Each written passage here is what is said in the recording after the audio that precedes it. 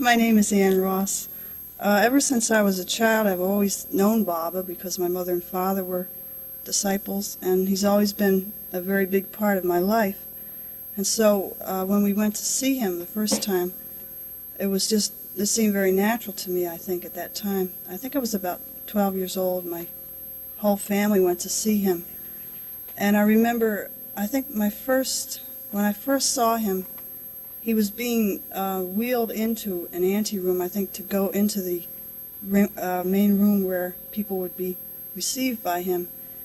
And my biggest impression, I can remember it very clearly, is of my father suddenly bursting into great racking sobs when he saw Baba, because Baba had his leg in a cast, and I guess the last time he had seen him, he was walking around, very healthy and on his own. And just to see him like that was such a shock that it always remained in my mind, because my father, I'd never seen him break down like that before. And then we went into the room and were received by Baba, and I think we kneeled in front of him, each one of us, and he placed his hands on our heads. And that's all I remember of that visit. And the next time I saw him was in '56. I think I was about 16 or 17. And my sister and I, my older sister and I, went to New York with my mother, and we spent, I think, we stayed overnight. He was there probably for the weekend. And I remember mostly an impression of him sitting surrounded by flowers. There were a lot of beautiful flowers, and the feeling of love would just encompass you. You just feel that you wanted to be close to him. He was just sitting there drawing you toward him. You just had this feeling. You wanted to stay there. You never wanted to go. And the dinner later on in the evening was also an experience that you wouldn't forget. I remember at one point he got up quite impromptu. People didn't expect him to. He just got up and walked around the tables and greeted people, moving around the tables very freely. And it was just a beautiful experience, something that I'll remember always. How do you say that? Mother just remembered something. How do you say that? Watch out. Well, I don't recall exactly what happened. Baba said something as if he wanted us to indicate whether we loved him or not, seemed as though. And I got up to go forward. He was at a dais, the table where he was sitting with some of the closer disciples, and he motioned to sit down. And later, I think it was after that he got up and moved around between the tables to greet everybody. It was a most gracious thing and a lovely thing the way he did it. He came in that lovely, gentle, loving way of his among all the tables of all those people sitting there. Instead of having them come to him, he came to them, which is quite indicative of what the Avatar does. He comes to us. I also recall we were standing in the hallway of the Delmonico, and my older daughter Margarita had a little tiny bell. It was, I think, from India, and she handed it to Baba, gave it to him as a gift, and he rang it and he handed it back to her to keep. I think it's been lost since then, but at the time it was like a present from Baba, something that he had handled. Remember that? Yeah, she treasured it for a long time. I think she was quite upset when she lost it. I know he went to the movies that time with a group of people, and we weren't in the party that were going to the movies, so Ann and I walked down to where the theater was in New York, and we just apparently missed them. They just gotten in cabs or something to go back to the hotel, and we felt as if we missed something. We wanted to just see him come out of the theater. We didn't see too much of him at this time because, as he told me years before, there were going to be so many people that you couldn't get close to him. But we walked back to the hotel afterwards, a little bit disappointed, but still we'd been in the neighborhood where Baba had been. That meant something. That was when we saw that girl. That was rather a peculiar experience. I remember that Baba requested each one of his disciples to write him a letter personally. When I was quite young, it was between the time when I first saw him and when I saw him the second time, so I must have been between 12 and 15. And I remember what I wrote in the letter that I would try to love him more each day as time went on, and until I finally became one with God, and I'm still doing this up to the present time. I probably will for the rest of my life. I think that is the main goal of life, as I was taught it, to become one with God. Did it seem easier to be close to Baba while he was in the body? Well, as I said before, I've been brought up with Baba ever since I was a young child, so Baba always seemed to me a living part of my life, even though I had only seen him twice in my life.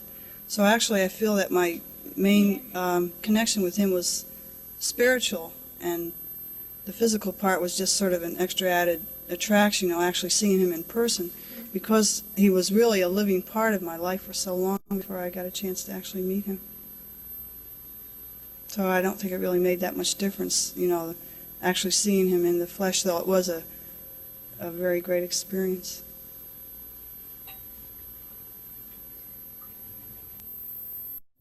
I sent Baba a poem, and in the letter that I sent with it, I mentioned that Anne had a little baby girl named Jean Elizabeth. And I had a reply written by Adi from Baba, in which he said the poem pleased him very much, but he was especially pleased to hear about Jean Elizabeth. So we think that she may be somebody that Baba knew, maybe in another life. Maybe Baba knows her, and he's very glad that she's here. She must have a reason for being here besides being a mischief. Right? Has a little song she wants to sing. I don't know. It's nice. Who's nice? Baba. Oh yeah, what makes you think so? Justice. Do you have a little song for Baba? See Mr. Moon?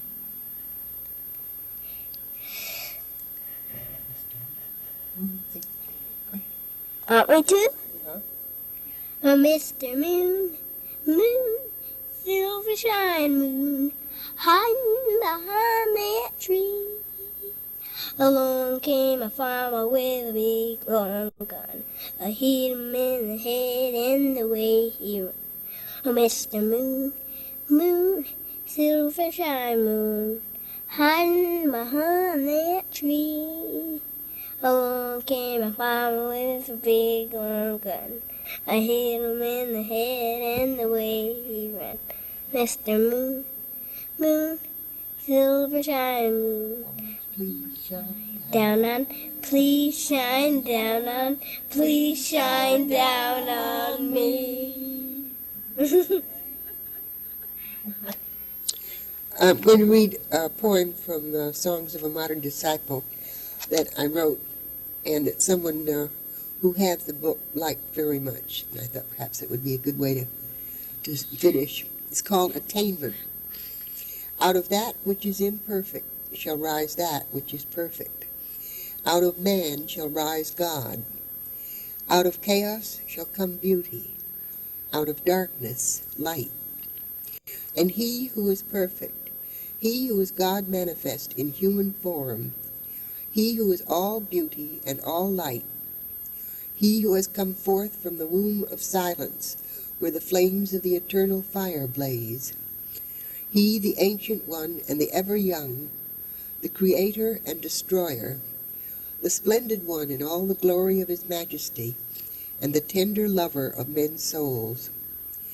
He and he alone shall lead mankind from the path of destruction, from the way of illusion, up the golden stairs that lead to the highest heaven, where there is peace unending, and silence that has deepened through 100,000 ages, until it has become a song of bliss. And he, the perfect one, shall guide imperfect man through the realms of light, up to the very throne of the infinite being, and shall lift for him the veil that hides the face of the eternal. Then shall man see, and seeing, understand. Then shall chaos give birth to beauty, and darkness to light, and man shall stand at last, perfect in his divinity. My name is Josephine Ross, and people have been asking me questions about what are little things I remembered about Baba, so I'm going to let them ask some specific ones, see if I can recall some of the little incidents at Harmon, which is where I saw him the most. Can you describe how he looked and dressed and like walking with him? Things Well, like that? he always wore either a little brown, like a Persian lamb jacket, and a white a sudra, is that what they call it? The long, very, very, very lightweight. How do they pronounce that? Sadra. And, or he wore, it was like a black and silver gray jacket, similar type. Of course, he wasn't used to the cold, and this was in November when he came. And his hair was always loose, down to his shoulders, beautiful. His hair was so, looked like it was dark brown to me. And, of course, his eyes, I think, were the thing that caught you most, were those beautiful melting eyes that you could just look into them and go, just lose yourself. Well, I don't think you could even describe it because you lost yourself completely. Always I had the sense of such beauty and purity. And, well, it was an exalted feeling whenever you were near Baba, even in the house. The whole house was filled with it. But I think beauty would be the term that came to my mind most in relation to Baba. And it wasn't a specific type of beauty, it was just beauty in its highest form, you might say. He just seemed to radiate it. And, of course, love. I think maybe I was more conscious of beauty than of love. Maybe I wasn't open enough to love.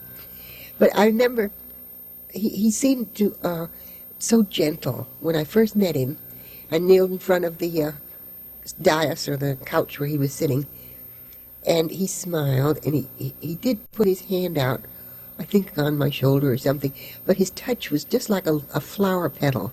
It was so gentle.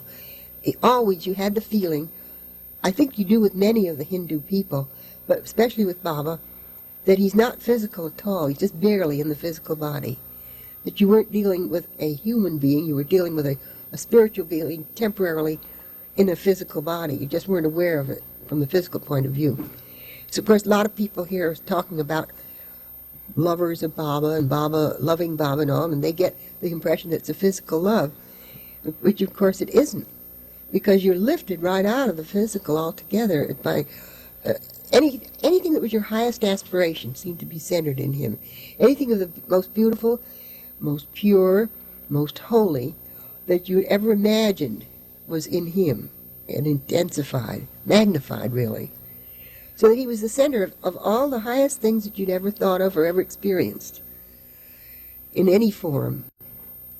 And always I did feel that feeling, there was so sweetness and gentleness there, and lovingness and beauty. I think those are the things that made me, that I was most aware of in Baba. Were you astonished by his quickness, or can you describe the way he walked? Well, when he walked, he was very, very quick. Actually, I don't think I went out when he went walking. He took certain ones with him up to walk up and down, maybe up in the hills or around the house. But he was very quick. They could hardly keep up with him. And I do believe he played ping pong there at one time at the house. And he was always all his movements were quick and precise. Did Baba ever played any musical instruments? Not when I was there. In one poem that I wrote, I mentioned something about his voice, which of course I never heard. And I think it was Mani or one of them said that his voice was the way I described it, but I had never heard it in the physical body. Whether I'd heard it in another life, I wouldn't know. But it just, they said it was very musical, and he used to sing before he kept silence very beautifully. But you never had the feeling that Baba wasn't talking to you. It never seemed peculiar that he didn't speak. As I say, his hands went so rapidly over his alphabet board, and whoever was interpreting was so expert that many people would come out of his room and say, Baba said such and such to me, and Baba said so and so. You were never aware that he didn't use his physical voice. It was just as if his other disciple was his voice for him. And there's such a complete rapport between the flying fingers on the board and the person who interpreted. then afterwards his gestures, he'd make one slight gesture and they'd give you a whole sentence. They knew just what he meant. They had whole phrases in certain gestures. Of course, they were with him constantly and were so close to him that, but still it was an astonishing thing because you always felt that you were talking directly with Baba. And there wasn't too many things you wanted to ask him, really. At least I didn't. You just wanted to be with him. It wasn't anything as if you wanted to ask him, what should I do about this or that? It was just enough to be with him. That was the end, the be-all and the end-all of life, just to be in his presence. A lot of people had ideas of how are they going to organize this, how are they going to do that, but that never came to me when I was with Baba. I just wanted to experience it, just to feel him and think of him, and that was all. I had no questions in my mind at the time. What kind of things were happening every day during those 3 weeks? Well, mostly people were coming out from New York to meet Baba, and they were ushered upstairs to see him, and then they'd come down in varying states of complete collapse, some of them. Some of them just went to pieces, you know. It was such a shattering experience. They'd come down with the tears streaming down their faces, and I could never understand that because it just made me happy to be with him. I just felt happier than ever. But some people, I guess it broke down a lot of barriers. People who'd lived very social lives or who'd lived very intellectual lives, perhaps, maybe that he broke down all those things they'd built up in them and brought them to a state of feeling rather than thinking. So that I think that's probably what he did. Some people had to be put to bed and comforted after they... It was really something. And there's constant bustle of people coming out, going away. Then Baba would go out in the car. He went over to the prison one day, Ossining Prison.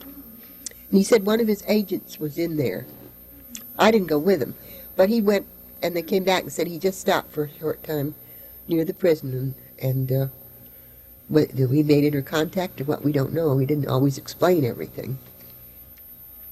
I think I did tell you before they had the tape on that when the fire burned the house down where we were, the next day Baba went to look at the ruins.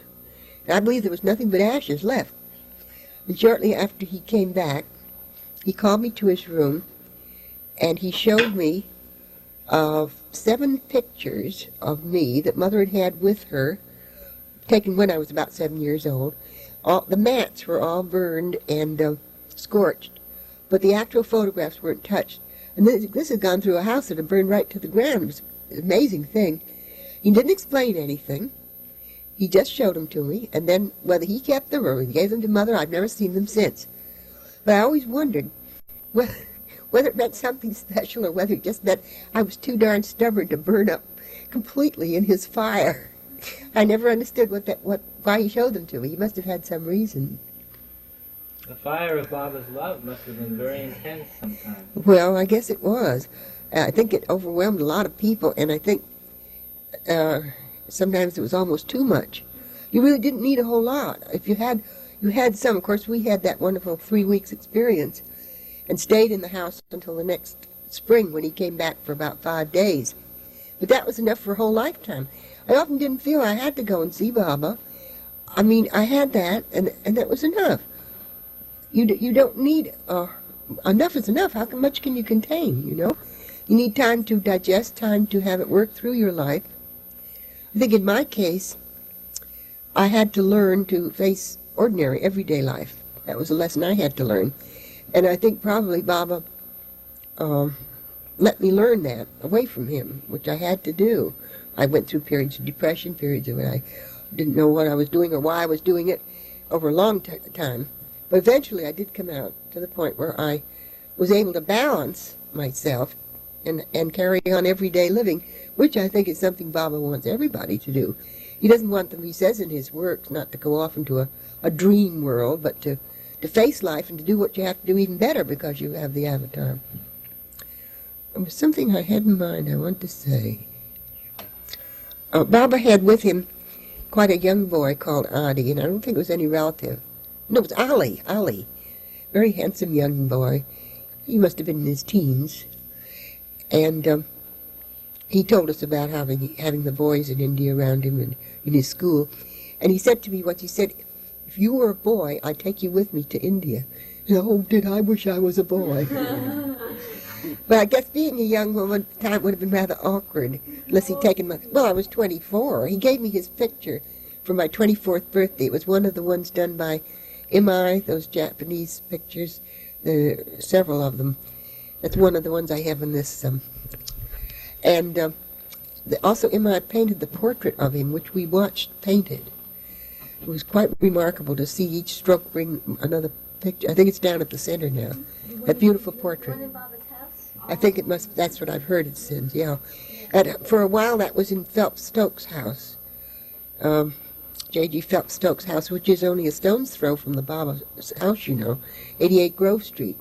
And I think Mrs. Stokes still lives there. I was in the house, I think, at the time when Baba there was a reception there for him, and he stayed there. And Mr. Stokes had a little tiny meditation room, and that portrait was in it for a long while. Were you there when Baba was staying in that I house? think I was. In fact, I saw the report that I was in one of the articles, and I don't recall too much about that. But I did stay in the house as a guest when he wasn't there afterwards, and used to go into that meditation room with that portrait Do you hung. remember anything of what happened when Baba was in the house, when you were there, that is? No, except that I recall they had two black, we use the term black now, I suppose, maids. One was a very pretty little thing, quite young, and she was just enamored of Baba. The other one, I don't know, she was rather older, and whether she was impressed, I don't know. But that young girl used to just dote on going any time she could to get near the room where Baba was, and wait on him. And she was a very beautiful girl. I don't remember her name or anything about it. I know Mrs. Stokes herself was not too... She liked Baba, but I don't think she felt any deep feeling about him. Her husband did. He was quite a student of things of that nature, of Oriental philosophy, and he had... In fact, I have a picture of the Master Kuthumi, who was one of the two masters of the Theosophical Society, which I first saw in his meditation room. And I felt so drawn to it that he got me a copy. I have it on my bureau next to Baba's picture. Grandma, don't ever tell Uncle Louie about Roger, okay? Well, that'll make an immortal saying. I hope that Louis ever hears that. Uncle Louie hates Roger. I'll never tell him, I promise. That is immortal, something to keep for the posterity, I must say. Want to come back? It's not funny, it's right. It isn't funny. Does that have anything to do with Baba? Yes, it does. Roger and my older daughter met. They were both sick at the same time in a hospital here in Albany. And she passed out pictures about Baba and told him about him. And he became so interested that he also became very interested in Margarita. Of course, she was married. I think at that time she was divorced. She remarried her husband after that. And he himself was married and had a family, but he had been searching. So he kept in touch, and he used to come down to see Margarita. And Louis, her husband, was very, very upset about it because he still felt she was his wife in spite of the fact that she was, at the moment, divorced from him. So after things were patched up and they were living together again, Roger used to come and see us here. And I went quite a few meetings. We went to New York. He saw the Winterfeldts and all that sort of thing. And he wanted me to go to India. He went to India. Roger went to India. To be with Baba? After Baba, just at the time when Baba dropped his body. He had it all planned to go at that trip. And he keeps in touch with us. But we don't dare mention it to Louis because he feels that what Roger really wanted was to get in touch with Margarita. So it's sort of a hush-hush business when we go on a little trip somewhere with Roger. And I guess Jeannie's heard us talking, so she... Did they ever meet Baba? Oh, Margarita did. Not Louis, no. She met him when she was in college. And to him, now that's one of the things Margaritas have to go through. To Louis, who was a very possessive man, Baba was a male rival for Margarita's affection.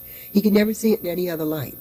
She wanted to have his pictures up, and it bothered him terribly. I think it still does, but she does have his picture up anyway. And he only could see that Baba was a man whom his wife adored.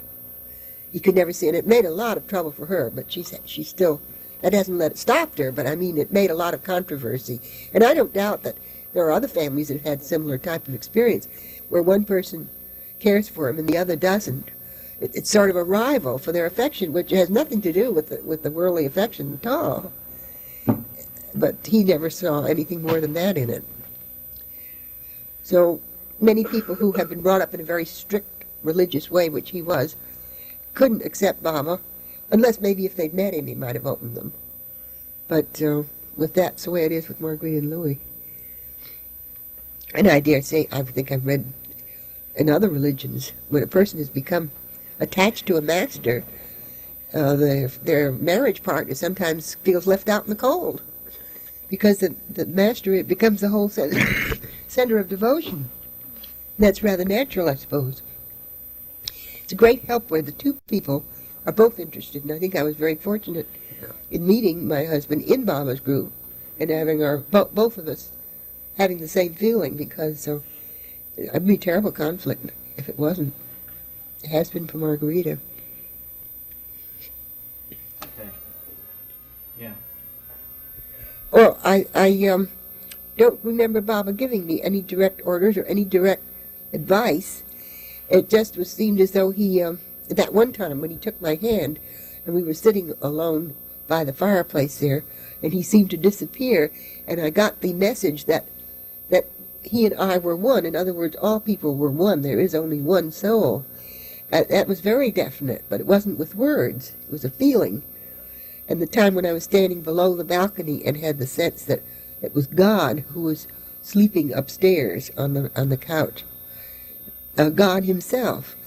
And those were none of them things that came to me in definite words from Baba. They were like given directly to my mind from him, probably inwardly.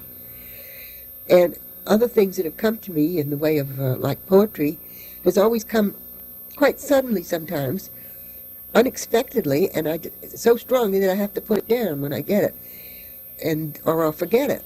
It's as if he's temporarily saying, now come on now, I got something to tell you, and I put it down. And I think maybe some of the things that are in the poems are the lessons that Baba taught me. I really feel that many of them have the message that he gave me, not in words directly, but through my mind. You talked before about not wanting to live anymore in a dream world. And how Well, I was brought up very protected, being an only child, and I didn't know anything about the world.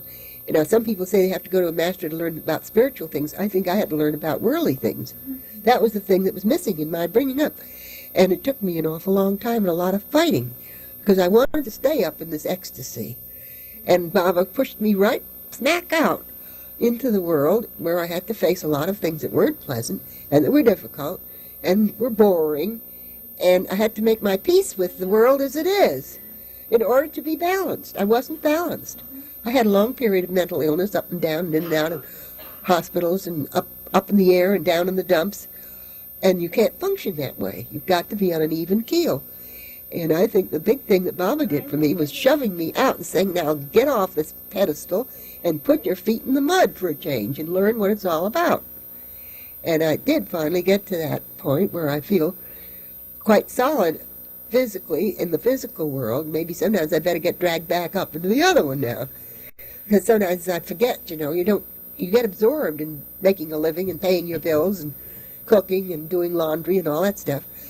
And every once in a while somebody comes along, like Jean and Darwin did last Saturday for a brief visit, or you folks wanting to come out here, and I kick like a steer, and then when I get into it I say, "Good, what's the matter with me? Why don't I do more of this, It's a matter of time, mostly. Time and energy.